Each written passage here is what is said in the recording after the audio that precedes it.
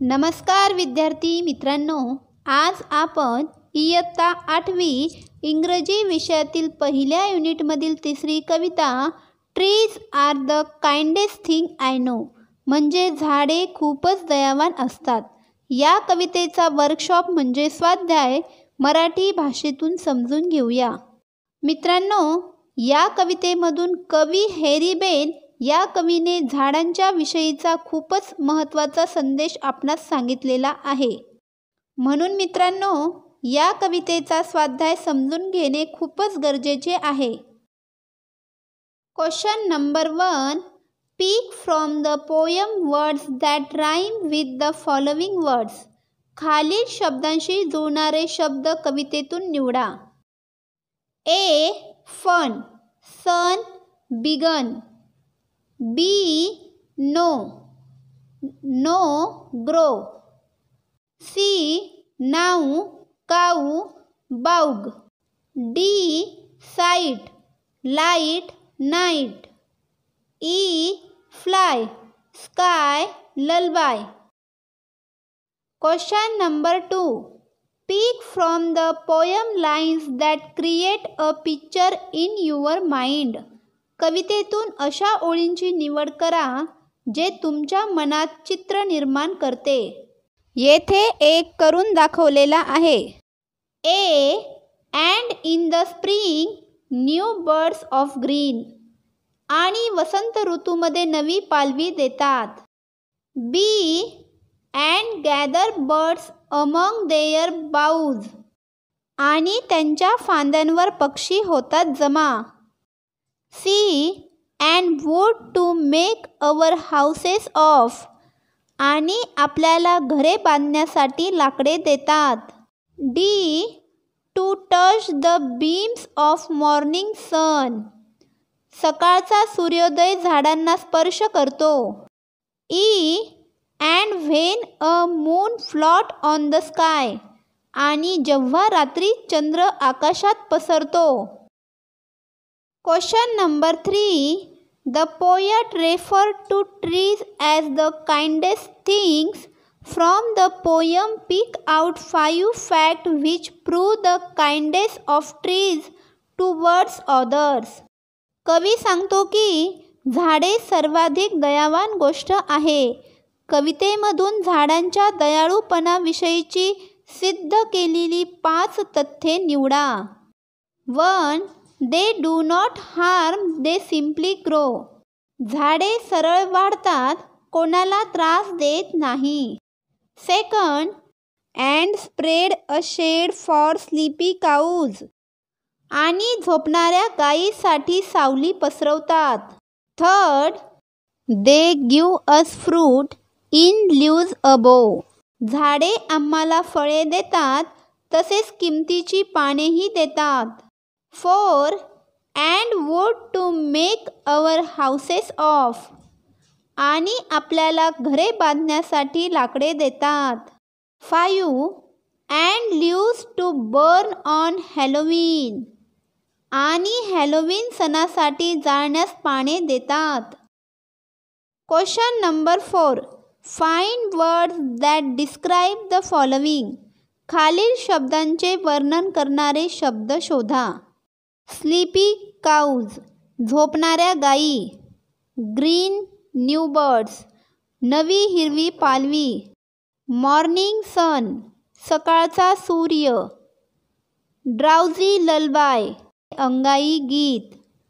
Kindest trees, दयावान झाडे. Question number 5. Pick out lines that mean the following. खालील अर्थ सांगणाऱ्या ओळींची निवड करा. 1. Trees provide shelter for animal. याचे अर्थ सांगणारी ओळ आहे And spread a shade for sleepy cows. म्हणजे झाडे झोपणाऱ्या गायीसाठी सावली पसरवतात. 2. Trees provide food for all. याचे अर्थ सांगणारी ओळ आहे They give us fruit in leaves above. म्हणजे झाडे सर्वांना फळे पुरवतात. 3. Trees are most lovable. याचे अर्थ सांगणारी ओळ आहे trees are the kindest thing I know, म्हणजे झाडे खूपच प्रेमळ असतात. 4. Kids love to listen to song from trees. याचे अर्थ सांगणारी ओळ आहे दे हम अ ड्राउझी ललबाय, म्हणजे झाडे लहान बाळांना प्रेमळ गीत ऐकवतात. 5. Trees live a simple life. याचे अर्थ सांगणारी ओळ आहे they do not harm, they simply grow, म्हणजे झाडांचे जीवन साधे व सरळ असते. Question number 6. Think and write in your own words. विचार करा आणि तुमच्या स्वतःच्या शब्दात लिहा. 1. What living things can cause harm to one another, name any 5. कोणते सजीव एक दुसऱ्यांना हानी पोहोचवू शकतात, कोणतेही 5 नावे लिहा. ह्युमन बीइंग टू प्लांट्स, मानवापासून झाडांना. ह्युमन बीइंग्स टू ॲनिमल्स, मानवापासून प्राण्यांना. स्नेक टू ह्युमन बीइंग, सापापासून मानवाला. ॲनिमल्स टू बर्ड्स, प्राण्यांपासून पक्ष्यांना. बर्ड्स टू इन्सेक्ट्स, पक्ष्यांपासून किड्यांना. Question number 2. Why are trees called harmless. झाडांना निरपराधी का म्हणतात? Because they do not harm, they simply grow. झाडे त्रास देत नाही, ते सरळ वाढतात. And spread a shade for sleepy cows. झाडे झोपलेल्या गायींसाठी सावली पसरवतात. They give us fruit in leaves above. झाडे आम्हाला फळे आणि किमतीची पाने देतात. And wood to make our houses of. झाडे आम्हाला घरे बांधण्यासाठी लाकडे देतात. Question number 3.